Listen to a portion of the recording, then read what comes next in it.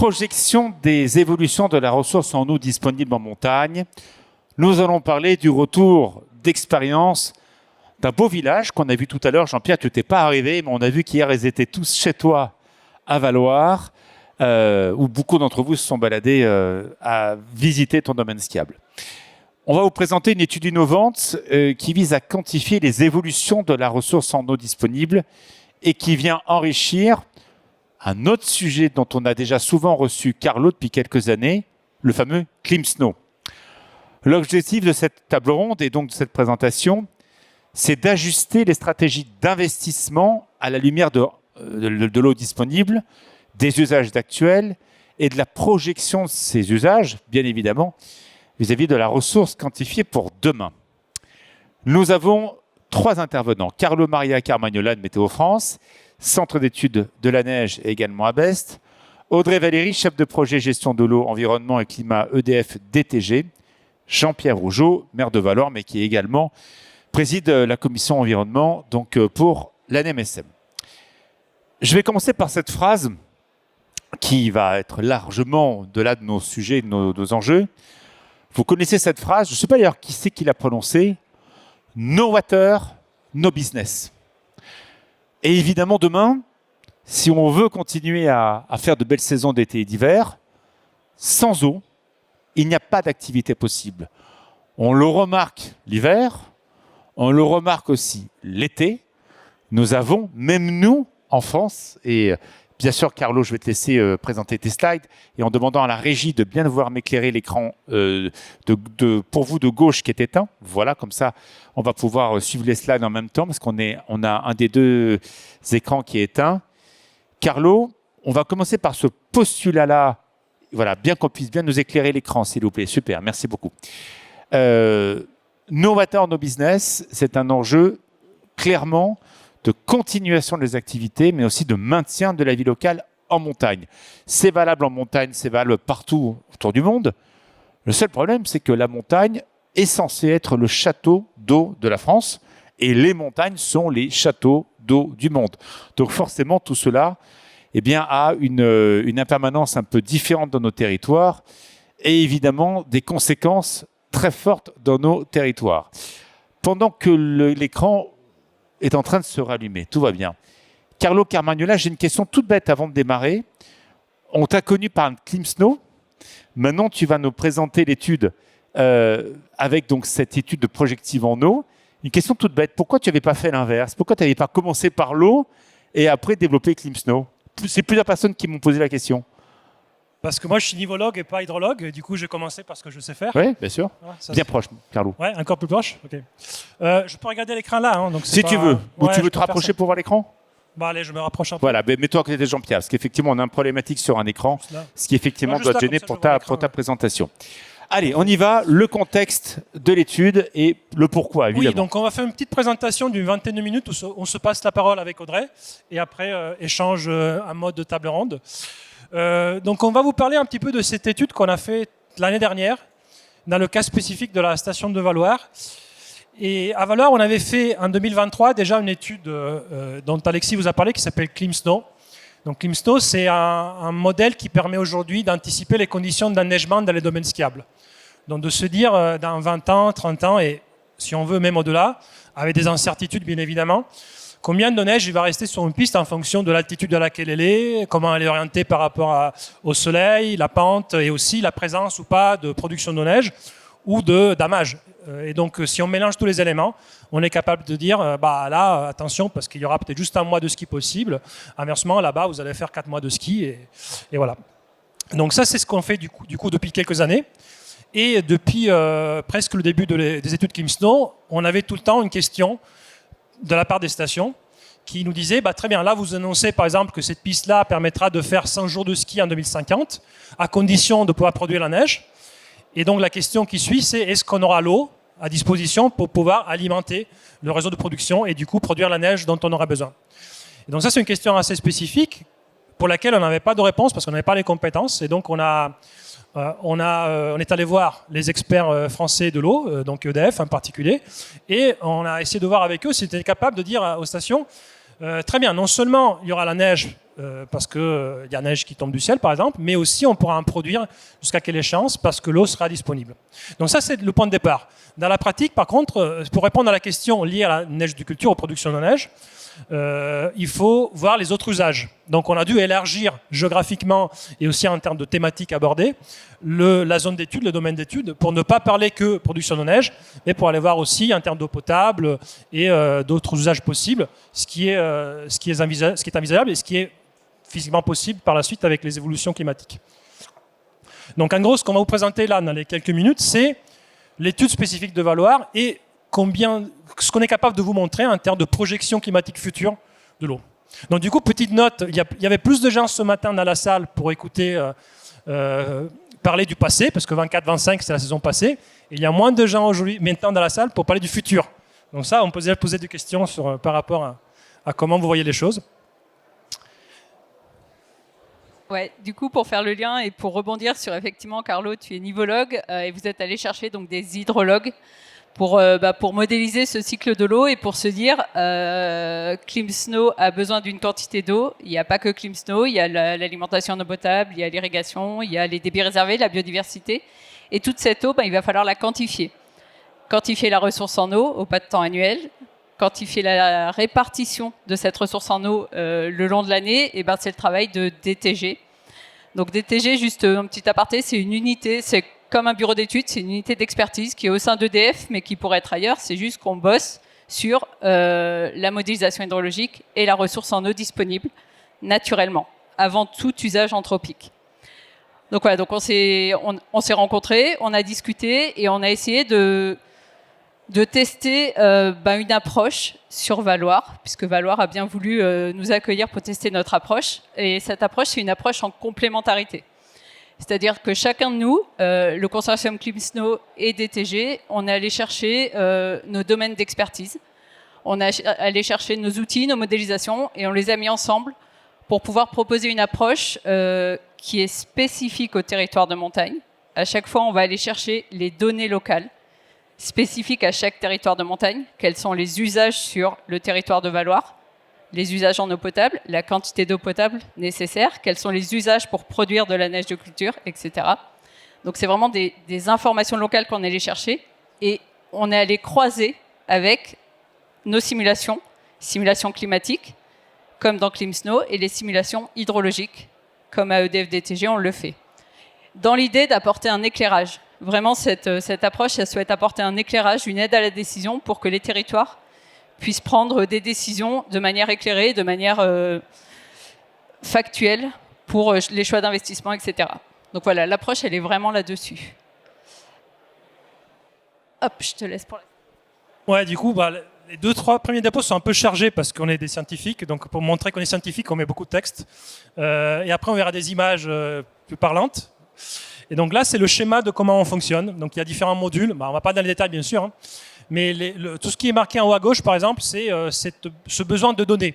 Donc on est allé voir la station de Valoir, la mairie, l'exploitant, pour collecter toutes les informations sous l'eau, ce qu'ils peuvent faire aujourd'hui, quelles sont les disponibilités qu'ils ont, les données, les séries de données historiques dont ils disposent, etc. Et à droite, c'est ce qu'on fait côté Météo France, donc c'est la simulation des données climatiques, température, précipitation, qui permettent ensuite d'alimenter un modèle hydrologique. Donc on est parti vraiment d'un côté du terrain et de l'autre côté de la théorie, si vous voulez, avec ce que Météo France est capable de faire, pour ensuite alimenter EDF avec les informations nécessaires. Et donc effectivement, comme le dit Carlo, le jaune et le vert, c'est vraiment les données d'entrée, le territoire, le climat, et on va le rentrer dans la brique bleue, qui est la brique de quantification de la ressource en eau disponible, le modèle hydrologique. Donc on rentre la précipitation, la température, on simule le débit dans les rivières.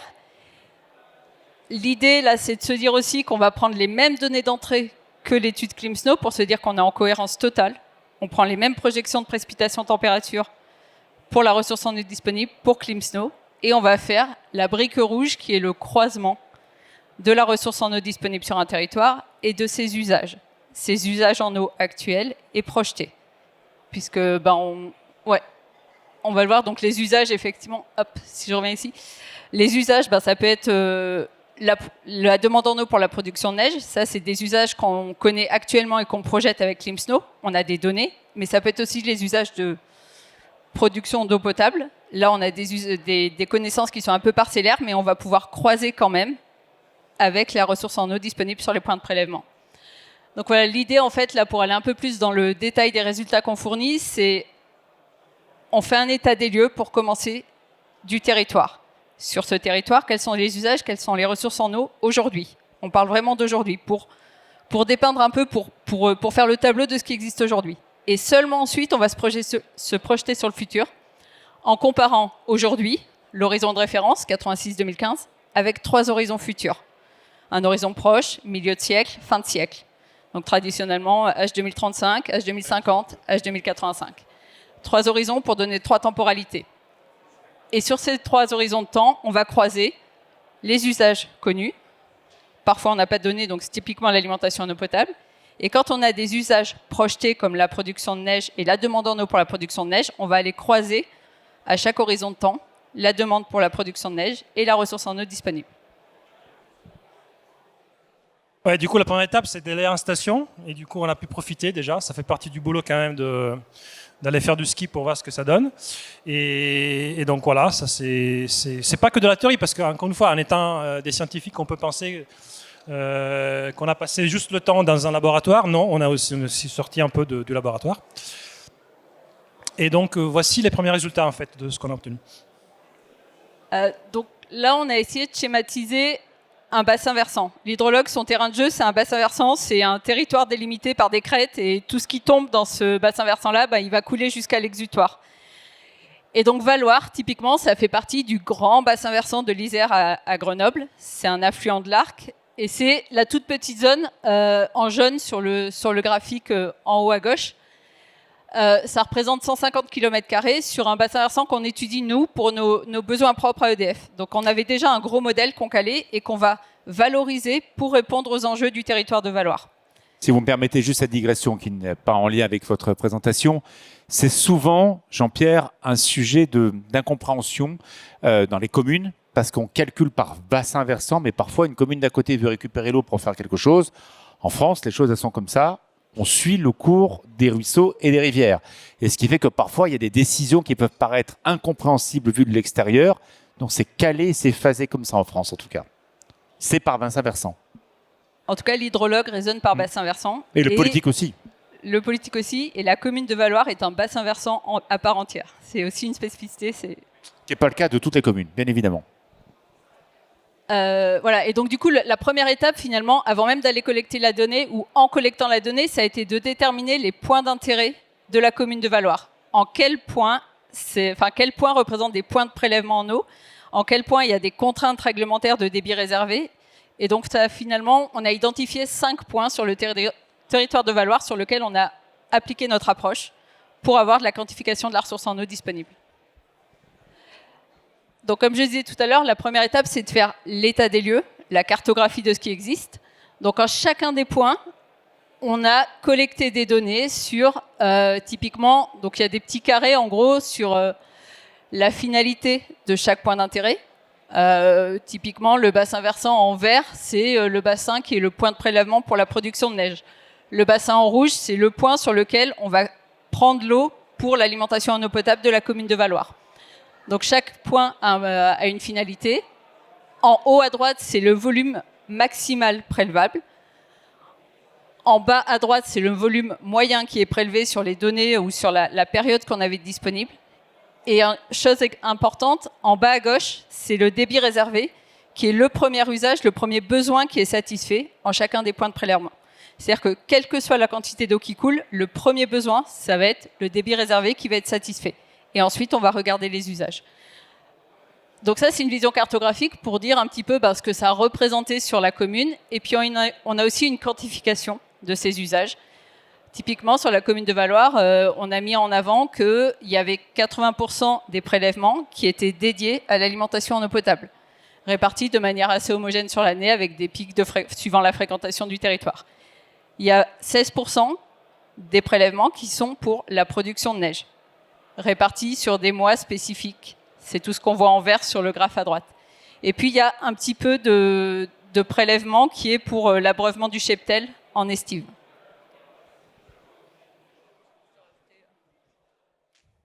Donc ça, c'était l'état des lieux sur les usages. Maintenant, on passe sur l'état des lieux de la ressource en eau disponible. On est vraiment sur la nature et qu'est-ce qu'elle donne, quelle est la précipitation qui coule sur chacun des lieux du territoire, quelle est la température et surtout quelle est la quantité d'eau qui coule dans les rivières.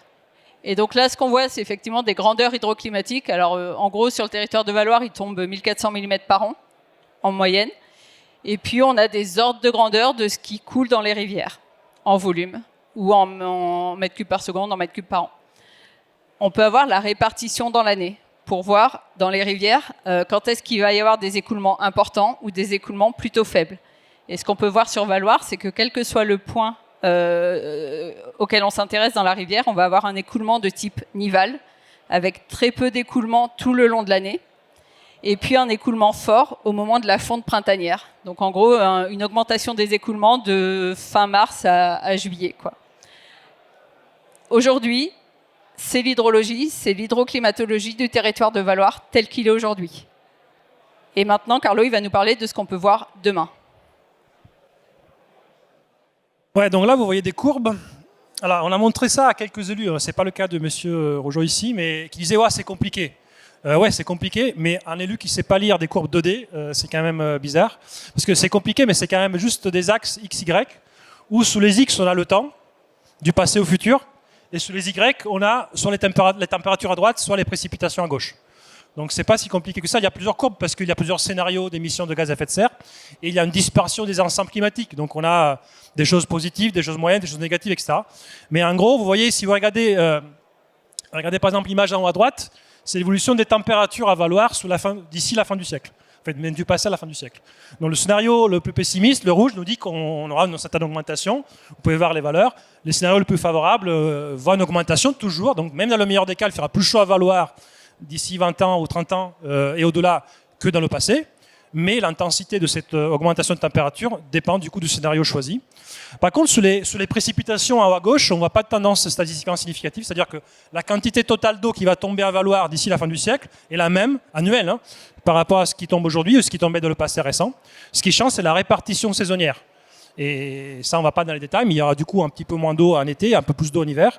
Je parle d'eau, du coup, ça peut être de la neige, de la pluie qui tombe, mais avec des températures qui augmentent, il y a plus de chances d'avoir du coup de la pluie que de la neige.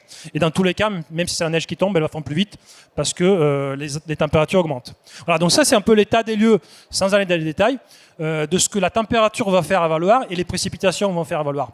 Ça ne vous dit pas encore combien d'eau il y aura à disposition dans les rivières qui coulent dans les bassins versants. C'est juste ce qui tombe du ciel, en fait, les conditions atmosphériques en projection climatique.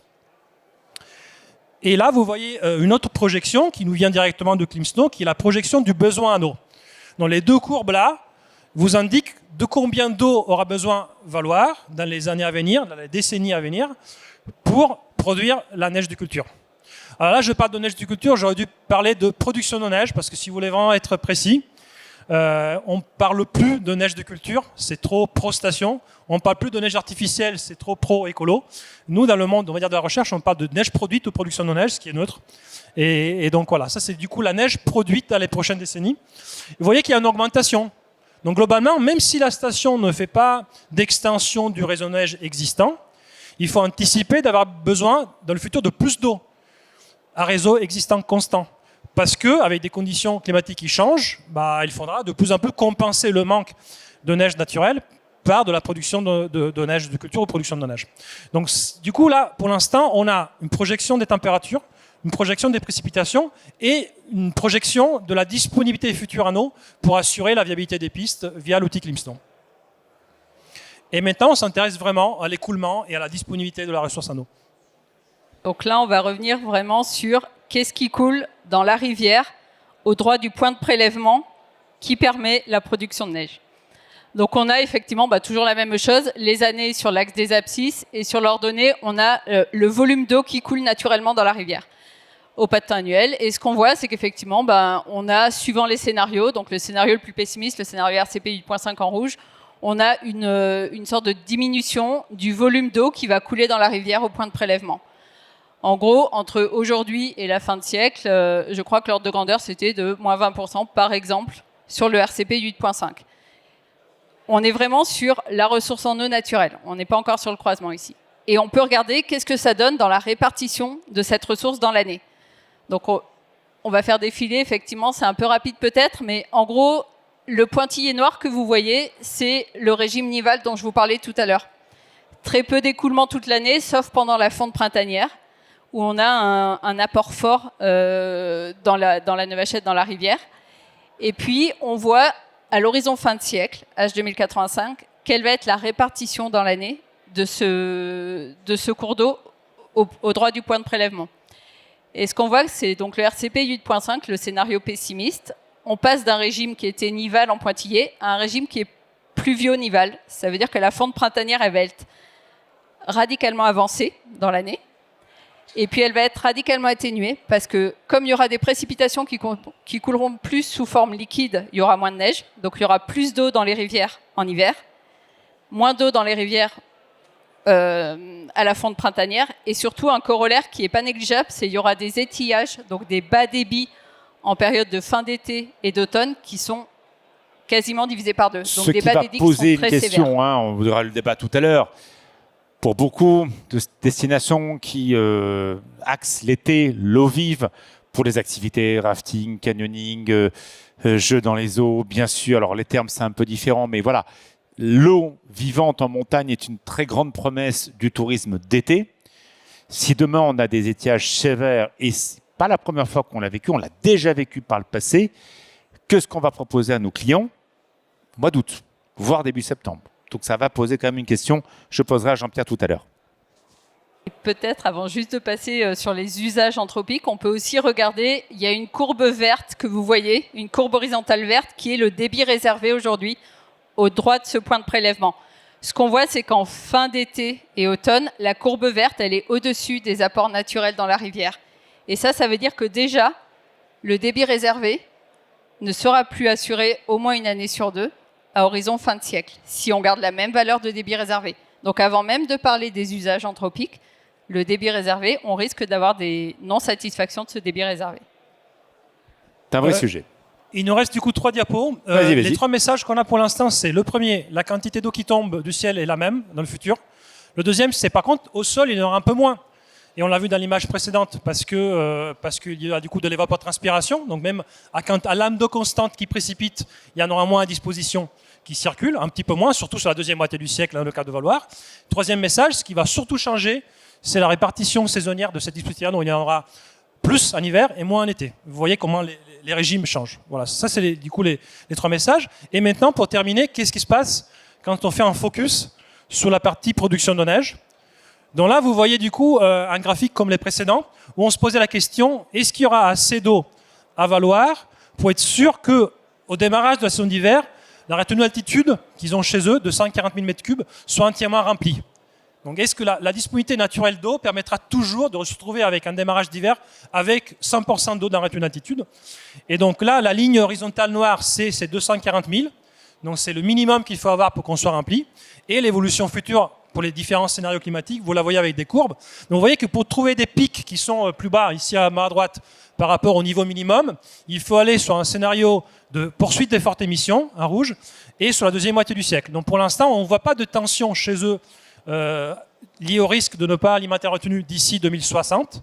Par contre, si on pousse les choses à cette échéance temporelle et si on prend le pire scénario en termes d'augmentation des émissions CO2, on se retrouve avec des cas particuliers, des saisons pendant lesquelles on n'aura pas l'eau le 1er novembre pour entièrement remplir la retenue d'altitude. Et dernière image avec les derniers graphiques, donc là, c'est sûr que c'est chargé. C'est pas pour vous faire peur, mais je ne sais même pas si vous arrivez à lire les chiffres, mais ça c'est intéressant. C'est un tableau qui vous dit, alors sous la gauche, vous avez les mois, les différents mois à partir de mai, juin, etc., etc. Et en haut, vous avez le temps. Donc tout à gauche, la colonne blanche de gauche, c'est le passé, récent, et référence climatologique Météo France, du coup de 86-2015. Et ensuite, vous avez échéances temporelles, 2035, 2050, 2090, avec différents scénarios. Et dans chacune des cases, vous avez des chiffres qui vous disent combien de fois on sera capable de remplir un retenue d'altitude. Donc vous voyez par exemple les mois qui sont rouges là et qui vont se détériorer en termes de capacité de remplissage, c'est les mois d'été. On aura de moins en moins de chances d'avoir un mois de mai, un mois de juin, un mois de juillet, un mois d'août, pendant lesquels on sera sûr de pouvoir se retrouver avec la retenue remplie. Par contre, on pourra rattraper sur la période hivernale, où il y aura plus d'eau qui coule. Est-ce que c'est bien, c'est pas bien? Ça, c'est pas le sujet. Ça, c'est juste le constat climatique. À cause de la fonte plus précoce et des précipitations sous forme de pluie, même en plein hiver, on aura plus d'eau qui circule en hiver. Donc, si vous voulez avoir votre mur rempli, il faudra moins compter sur les périodes estivales et plus compter sur les périodes hivernales où l'eau va rester disponible. Donc, c'est un petit peu la quantité totale qui change, mais c'est surtout son évolution temporelle sur la saisonnalité. Et donc, dernière diapo de conclusion. Ouais, pour vraiment repartir ou synthétiser un peu tout ce qu'on s'est dit, vraiment cette approche, elle a vocation à apporter une aide à la décision. L'idée, c'est d'apporter un éclairage scientifique, un éclairage factuel, objectif sur les usages en eau d'aujourd'hui sur un territoire, les usages en eau projetés quand on les connaît. On s'est rendu compte, typiquement sur cette étude-là, que la connaissance des usages, c'était déjà une vraie question. On a quelques données. Il y a quand même une certaine hétérogénéité des données et voir, ça peut amener à des préconisations de mieux connaître les usages parce que c'est là-dessus qu'il y a un vrai champ pour aller creuser l'information, pour aller creuser la connaissance. Finalement, quel sera le besoin en eau potable de demain? C'est quelque chose aujourd'hui qu'on ne connaît pas. Donc voilà, c'est vraiment un élément saillant, il faut aller creuser ça. Ensuite, cette approche, elle apporte une idée de la ressource en eau qui coule sur nos territoires, la ressource en eau d'aujourd'hui et de demain. Comme l'a dit Carlo, effectivement, c'est pas tant la quantité globale qui va changer, mais la répartition dans l'année. Et le graphique tente de l'illustrer avec les flèches qui montrent l'avancée de l'onde de fusion, l'augmentation des débits en hiver, qui va être parfois multipliée par 2, voire plus, et puis des étiages de fin d'été qui vont vraiment devenir de plus en plus sévères. Donc c'est vraiment des choses qui vont impacter les territoires et autant le savoir pour ensuite essayer de prendre des décisions le plus éclairées possible. Très bien. Applaudissements pour cette présentation. Maintenant, on va rentrer dans le sujet. Et je salue la présence du sénateur Cédric Vial qui est avec nous. Bonjour. Est-ce que vous avez bien bossé au Sénat? Martine Berthet m'a montré un des rapports qui avait été voté il n'y a pas longtemps sur la gouvernance en eau pour quelle mission? Et justement, ça tombe un point nommé. Donc, si vous voulez réagir, vous n'hésitez pas. Jean-Pierre Rougeau, je vous laisse reprendre la main. Bon, moi, ce que je retiens de tout ce que vous avez dit, c'est qu'il pleuvra, en tout cas, il tombera autant de pluie qu'avant, mais pas au même moment. Beaucoup, puis plus, beaucoup, puis plus, et pas forcément au bon moment. Ce matin, pour ceux qui étaient avec nous, on a fait le débrief de l'hiver. Et ce qu'on a quand même tous entendu, c'est que la saison s'est bien passée parce qu'il a neigé pas beaucoup. Parce que malheureusement, on n'a pas des hauteurs de neige incroyables en altitude, mais il a neigé au bon moment. C'est ça qui a, entre guillemets, sauvé l'hiver. En tout cas, on l'a entendu dans tous les massifs. Par contre, la problématique, Jean-Pierre, de l'eau en montagne, c'est comment maintenir, préserver, et j'insiste vraiment sur ce mot-là, retenir la ressource d'eau en altitude. Nous sommes un château d'eau, c'est une évidence. Grâce à ce château d'eau, nous irriguons ce fameux bassin qui va jusqu'à la Méditerranée. Alors on comprend très bien, et ça a été dit sur beaucoup de sites tout à fait respectables d'ONG, en disant les Savoyards, prenez pas trop pour vous, pensez à ce qu'il y a en aval, et c'est tout à fait logique de le dire. Mais vu les chiffres que vous avez présentés, vu les slides qui ont été présentés tout à l'heure, le temps n'est-il pas venu de construire je vais direct, comme ça on gagne du temps parce qu'on n'a plus qu'un quart d'heure de débat. Le débat demain, est-ce que c'est pas de faire des retenues d'eau, non pas pour les canons à neige, ou les enneigeurs, vous appelez comme vous voulez politiquement, mais n'est-il pas venu le temps de faire des retenues d'eau pour retenir l'eau en altitude, parce qu'on sait qu'il en tombera toujours autant, mais essayer d'éviter qu'elle file tout droit vers la Méditerranée, surtout quand il y en a aussi en bas. Est-ce que c'est pas ça le sujet, Jean-Pierre Rougeau? Bien, bonjour à tous. Oui, Alexis, évidemment, tu prêches un convaincu, puisque il est certain que quand on a entendu l'exposition, ce qu'a dit Carlo et Audrey, on se rend compte tout de suite qu'évidemment, l'eau, on aura la même quantité, mais pas au même moment. Donc c'est véritablement extrêmement important de pouvoir la retenir quand il y en a à profusion et de pouvoir l'utiliser rapidement quand on en a besoin. Carlo, tu es d'origine italienne ou espagnole?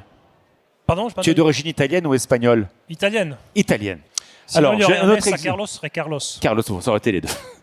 Moi, j'ai retrouvé un barrage fait donc pour retenir l'eau en altitude dans le sud de l'Espagne. Et ce barrage, il date de 130 ans après Jésus-Christ. Ce qui veut dire qu'en Espagne, ils avaient déjà cette idée depuis il y a très longtemps de stocker l'eau là où elle est pour, en faisant les usages prévoir les années d'étiage. Et moi, l'exemple qui a été montré tout à l'heure et les courbes, certaines pessimistes, m'ont laissé à poser cette question-là. Faisons un pas en avant en 2050. C'est un peu le sujet qu'on a ensemble tous.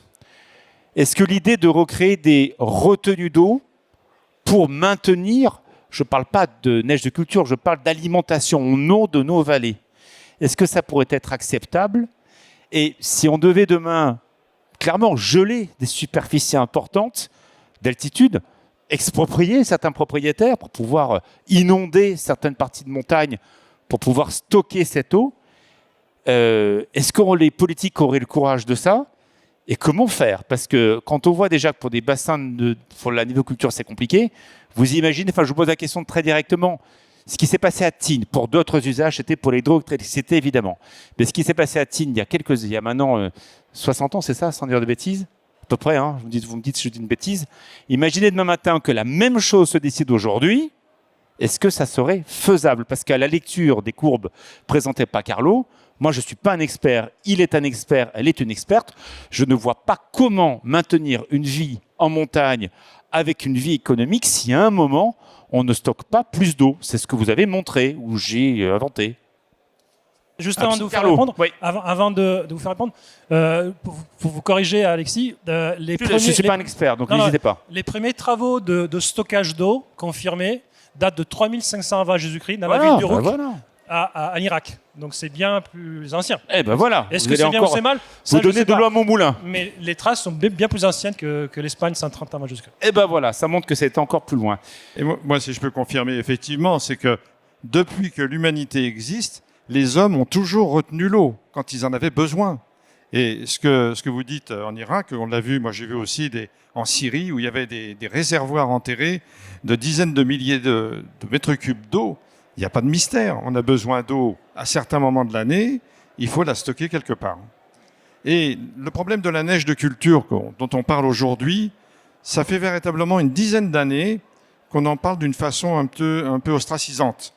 Parce que nous, je vais vous donner un exemple encore, je suis désolé de parler de Valloire. En 1989, on a posé les premiers enneigeurs à Valloire parce qu'on savait déjà que ça allait manquer un peu de neige de temps en temps. On n'employait pas à ce moment-là le terme réchauffement climatique. Eh bien, en 1989, on a fait une inauguration d'une piste enneigée avec de la neige de culture. Elle était toute blanche et tout marron à droite et à gauche. Donc, c'est pas depuis 10 ans, depuis qu'on en parle d'une façon un peu bashing, qu'on a des problèmes de neige de culture. Et véritablement, c'est l'avenir. La neige il y a deux rails pour l'avenir de la montagne. C'est la neige de culture et les enfants sur les pistes. Ça, c'est le plus important.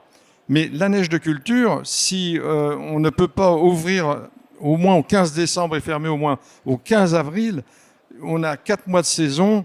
Économiquement, c'est viable. Mais diminuer cette période d'ouverture, ça serait dramatique, ne serait-ce que pour l'emploi. Alors, tout à l'heure, j'aimerais qu'on remette la slide de Carlo tout à l'heure quand il parle de l'étiage, donc sur la fin d'été, parce que c'est un vrai sujet. On voit des exploitants, on est dans le cadre d'Alpipro, donc sur l'aménagement de la montagne. Alors, vous me dites si je dis une bêtise, et surtout, vous n'hésitez pas.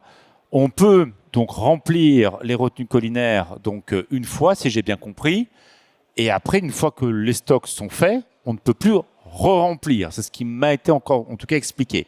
Et ces retenues collinaires sont remplies fin d'été, début d'automne, et après, dès qu'il fait froid, traditionnellement, on produit en France entre novembre et début janvier, ce qui n'est pas le cas de l'Autriche.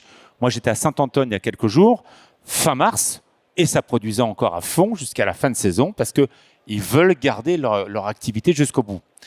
Carlo, quand on regarde effectivement ces prévisions et l'usage de la montagne aujourd'hui, ces remplissages de bassins de rétention d'altitude, pourraient-ils être menacés par cet étiage qui peut devenir plus sévère demain?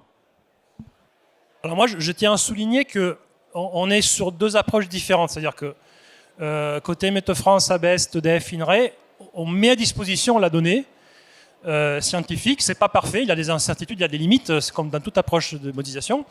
On a l'état de l'art là-dedans, donc on ne peut pas, à notre connaissance, faire mieux. Donc c'est mis à disposition. Après, les conséquences qu'on en tire, les journalistes, les élus, etc., là, c'est vous qui dites. Nous, nulle part on a marqué dans les diapositives conclusion de l'étude valoir, il faut faire plus de retenue d'altitude. J'entends, c'est la traduction politique, qui je peut être l'entends. logique, très bien. Mais c'est l'intérêt de votre étude, c'est aider les politiques à Très bien. avoir un meilleur monitoring. Absolument. Et s'il faut faire changer le cadre de la loi, j'ai un parlementaire parmi nous, se poser quand même la question à un moment ou à un autre, est-ce qu'on ne va pas faire de retenues collinaires si on ne va pas les remplir? Mais je Il y a comprends un moment bien, où si effectivement ce que vous dites demain fait que ces retenues collinaires, on ne pourra plus les remplir parce que l'étiage ne sera pas au bon moment, qu'est-ce qu'on va faire? Enfin, c'est quand même une vraie question. Non, mais j'insiste parce que si on revient sur le cas de Climston, parfois on a été accusé de dire vous êtes là pour soutenir le ski à tout prix, mettre des canons c'est de pas partout, ce qu'on a dit, hein. alors que y a beaucoup de cas où en fait on voit l'inverse et du coup on dit faites rien parce qu'en tout cas ça va pas marcher, il n'y aura pas le froid pour les faire tourner. Donc en fait c'est vraiment la donnée scientifique et après on peut en fonction aussi de comment chacun voit les choses et des informations autres au-delà de ce qu'il y a là-dedans dont on dispose, on peut faire des choix. Mais en effet, ça reste juste l'aide à la décision qui ne prend jamais parti dans un cas ou dans l'autre. Ce n'est pas le but. Dans le cas spécifique, les courbes vous montrent ici de façon assez claire, comme Audrey a très bien présenté, que surtout sur la deuxième moitié du siècle, et surtout si on va en effet sur des scénarios défavorables en termes de poursuite des émissions CO2, on se retrouvera dans des conditions où il n'y aura pas ce fameux pic de fonte nivale assez marqué. La fonte sera, dans le cas de Valoir, à la fin du siècle, un mois plus avancée dans le temps, et beaucoup moins importante en termes d'amplitude. Et aussi, par contre, il y aura inversement plus d'écoulement en hiver. Et une question un peu technique sur Valoir. Les sols, c'est quoi? C'est des mouilles ou c'est du karstique? C'est quoi les sols de Valoir? C'est très varié, ça dépend des versants. Des ans, C'est le voilà. versant. Mais de toute façon, nous, on a une retenue collinaire qui fait 240 000 mètres cubes. Mais de toute façon, elles sont bâchées. Hein. On n'a pas d'infiltration. Non, parce que ce qui serait intéressant quand même, Carlo, et peut-être qu'ils vont vous commander cette même étude à vous deux. On avait tout à l'heure le maire de la Clusaz qui est une station qui est sur un domaine karstique. Donc clairement, l'eau ne pénètre pas. L'eau, elle coule directement, si vous connaissez, à l'entrée du pont donc de la Clusaz à Mouline. Hein, donc ça s'appelle derrière le moulin, c'est pas pour rien. Une année comme l'an dernier, où effectivement il a beaucoup plu, on a vu le bouillon du Nom. Donc c'est le nom de la rivière qui descend vers le Fier. Par contre, il a suffi d'avoir 10 jours de très beau temps. La Clusaz, elle n'a pas stocké parce que son sol ne pénètre pas. Donc, lorsqu'on a des mouilles et que l'eau pénètre, on a un effet retardateur, donc les choses vont bien. Mais si on a un sol karstique, je pense notamment à nos amis du Grand Massif, qui est aussi concerné par ce genre de choses. Je crois que dans les Bauges aussi, il y a une partie des stations qui sont aussi comme ça. Si on ne stocke pas l'eau, comment, avec ce que vous nous prédisez, alors de manière scientifique, ce changement climatique, ce changement, comment on va faire pour maintenir de la vie en altitude? J'aimerais, s'il est d'accord, Cédric Vial, oui, parce qu'il a travaillé aussi sur ce rapport du Sénat. Donc, il y a une notion que j'aimerais bien expliquer. Si demain matin, on crée des retenues d'eau, alors je ne parle pas pour la neige de culture, je parle simplement pour de l'eau, pour la vie en montagne. On est là-dessus. Il faudrait une décision politique majeure. J'observe, il y a des gens de Haute-Savoie qui sont parmi nous, et si notre commissaire de massif est là, veut prendre la parole, il est le bienvenu. J'observe, mais je ne suis pas le seul à avoir observé, que la préfète de Haute-Savoie vient des Deux-Sèvres. Donc c'est quelqu'un qui a déjà largement connu le sujet, vous vous souvenez, avec ce qui s'est passé, les bassines, etc. J'ose imaginer qu'au ministère de l'Intérieur, on ne l'a pas mis en Haute-Savoie pour rien. 3 points de suspension. C'est logique, c'est le rôle de l'État. Moi, je me pose la question, si demain matin, il faut prendre ces décisions majeures, de dire l'eau, on sait qu'elle sera encore en altitude, alors qu'en bas, on ne sait pas trop, et qu'il faut créer ces retenues d'eau pour garantir la vie demain, je ne parle pas de la neige de culture, il faudra prendre une décision qui s'appelle un intérêt public majeur. Et malheureusement, la loi ne le prévoit pas. Donc comment faire pour garder cet élément d'intérêt public majeur? Pour moi, la vie locale, ça me semble être un intérêt public majeur, mais je laisse le sénateur nous dire un petit mot. Il n'est pas venu pour rien. Merci pour la surprise. Bonjour à tous. Avec mes excuses, parce que je n'ai pas écouté le début de votre intervention, mais j'en ai lu quelques passages dans d'autres circonstances. Voilà, la question, elle est assez simple. Je pense que c'est ce qu'a dit Jean-Pierre depuis que je vous ai rejoint. Si on a toujours stocké l'eau. Sinon, on boirait quand il pleut. Ouais. Et on voit bien qu'à un moment donné, il y a quelque chose qui ne fonctionne pas. On a un combat aujourd'hui, avant de pouvoir changer la loi, me semble-t-il, c'est un combat dans l'opinion publique. Il faut qu'on arrive à montrer que stocker l'eau est quelque chose de vertueux. Et que notamment quand on la stocke en montagne et qu'on est capable de la restituer au milieu à des moments où elle est moins présente, c'est aussi une manière de remplir les nappes phréatiques et de rendre l'eau présente de manière un peu plus continue. Je ne sais pas si vous l'avez cité dans l'étude que tu citais du Sénat, on parle d'une étude qui s'appelle Explore 70, je crois, qui nous dit en gros qu'effectivement il pleuvra toujours autant. L'eau, c'est un cycle, hein, elle est toujours sur la planète, sauf qu'il va pleuvoir en moyenne, je crois, c'est de mémoire 22 ou 29% de moins sur la période estivale, et donc autant de plus sur la période de l'automne et du printemps. Si on n'est pas capable de réguler cela nous-mêmes, ce que les humains ont toujours fait de tous les temps, pour que la planète soit habitable, tout simplement, et que nos territoires restent habitables, on s'en sortira pas. Et on doit s'adapter au climat. Bien sûr, on doit tenir compte du changement climatique, mais on doit aussi, nous, s'adapter au climat comme on l'a toujours fait. On ne vit pas dans le désert comme on vit en montagne et comme on vit ailleurs. On s'adapte au climat. Et donc, cette question du stockage de l'eau, je pense qu'elle est majeure. C'est probablement un sujet d'avenir. On parle de la montagne ici, mais si on en parlait avec mes collègues d'Auvergne, et notamment les besoins qu'ils ont pour l'agriculture ou pour la vie quotidienne, tout simplement. Si on ne fait rien, dans 40 ans, c'est un désert. Il n'y aura plus d'agriculture en Auvergne. On a besoin, à un moment donné, de réguler l'eau. Ça ne veut pas dire de se l'accaparer, comme entendent certains, c'est dire d'avoir, tu l'as dit tout à l'heure, de la stocker quand il y en a trop et de la redonner au milieu quand il y en a moins. C'est aussi une manière parfois de lutter contre des phénomènes d'inondation, etc. Donc c'est pour moi un enjeu majeur. Aujourd'hui, alors, tu vas me dire, est-ce qu'on est prêt? Si on faisait une loi demain, je pense que politiquement, ce serait un peu compliqué à faire passer aujourd'hui. Mais est-ce qu'il y a 10 ans, on aurait parlé du confinement, tout le monde nous aurait pris pour des fous? Je pense qu'on a d'abord un combat à mener dans l'opinion publique pour expliquer pourquoi on doit faire ça, pourquoi c'est nécessaire et pourquoi c'est vertueux. Parce que moi, j'en suis intimement convaincu, je vais peut-être choquer des personnes ici, mais c'est une mesure écologique de stocker l'eau et justement d'être capable de la stocker et de la restituer progressivement aussi au milieu. C'est une mesure écologique. Ça, c'est pas forcément ce que pense la majorité de l'opinion publique. Mais ça, je pense qu'on a un combat à faire passer un certain nombre de messages basés sur des études scientifiques, en évitant les excès, pour essayer de montrer l'intérêt national de ces mesures. Et je pense qu'on y viendra forcément. Merci. Merci beaucoup, monsieur le sénateur. Merci, Cédric Vial. Je vais aller voir notre commissaire de Massif. Je suis sûr qu'il a quelque chose à nous dire pendant ce temps-là. Si. Jean-Pierre Rougeau. C'est un sujet important. Oui. Vas-y, Jean-Pierre. Oui, alors je pense que pour répondre à ta question, comment faire pour qu'il y ait, par exemple, la reconnaissance de l'intérêt majeur, il faut changer les mentalités. Pour changer les mentalités, il faut arriver à convaincre pas ceux qui sont des contempteurs, pas ceux qui pensent qu'on fait mal, mais c'est la population, ce sont les skieurs, ce sont tous ceux qui aiment la montagne. Il faut les convaincre que ce qui se dit sur la neige de culture, ce sont des fake news. Je vais vous donner 2 exemples très simples. Le premier, le chiffre de Veolia qui nous dit que sur les réseaux d'eau potable, on a 1,340 milliard de mètres cubes d'eau de fuite. Et la neige de culture, c'est entre 25 et 26 millions de mètres cubes d'eau par an pour la France entière. Le corollaire de ça, c'est qu'avec une année de fuite d'eau potable, et qu'on n'utilise pas tous de l'eau potable, par contre, c'est pour vous donner une ordre d'échelle, eh bien, avec une année de fuite d'eau, on pourrait faire 50 années de campagne de neige de culture sur la France. Le deuxième, qui est très simple aussi, quand il tombe 1 mm d'eau sur toute la France, vous prenez vos calculettes et vous faites la surface de la Terre, vous faites en mètres carrés, en mètres cubes. Quand il tombe 1 mm d'eau, ça représente 21 années de neige de culture.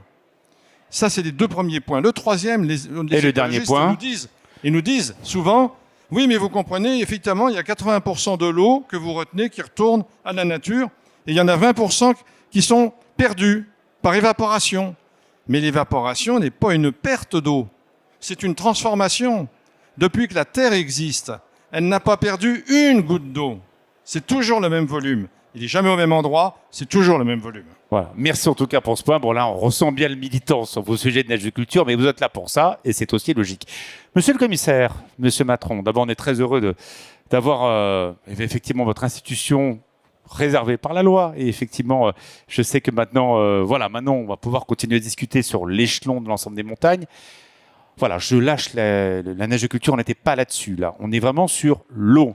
Stocker l'eau là où elle est, quels qu'en soient les usages. Je ne suis pas là pour vous dire qu'il faut stocker l'eau pour la neigeculture, ce n'est pas l'objet. C'est qu'on a vu, moi je réagis aux scientifiques qui nous montrent que demain, si on ne fait rien, on peut être victime d'étiages extrêmement sévères qui pourraient remettre en cause l'agriculture et voire même, pourquoi pas, la vie en montagne. Est-ce que c'est un sujet que vous allez mettre au plan ? Est-ce que c'est un sujet que vous allez travailler avec l'ensemble des acteurs ? Et quelle est votre réaction à ce qui a été dit là, à l'instant, par nos scientifiques ? Merci. Bonjour à toutes et tous. Effectivement, c'est un sujet d'intérêt public majeur, la question de l'eau en montagne, et c'est d'ailleurs pour cela que nous, le comité de massif des Alpes, comme les autres comités de massif en France, sont en train de travailler actuellement à des plans d'adaptation au changement climatique en zone de massif. Donc il y en a en construction dans les Alpes, et que le sujet de l'eau fait partie évidemment des réflexions en cours, avec notamment la question du multi-usage de l'eau. Là, on parle essentiellement aujourd'hui du sujet de l'eau pour la neige, l'eau pour le pastoralisme, l'eau pour la consommation humaine, l'eau pour les écosystèmes évidemment aussi, et puis l'eau pour l'aval. N'oublions pas que ces têtes de bassin, ça a été dit tout à l'heure, hein, alors il y en a une partie qui va dans la Méditerranée évidemment, mais elle est quand même prélevée tout le long et EDF, il travaille aussi pour produire de l'électricité, donc c'est toute une chaîne, hein, la gestion du cycle de l'eau. La question de l'intérêt public majeur, il est là évidemment dès qu'il s'agit de préserver les écosystèmes, la consommation humaine pour qu'il y ait de la vie en montagne. Et effectivement, aujourd'hui, la question des autres usages intervient après dans les critères de priorisation, évidemment.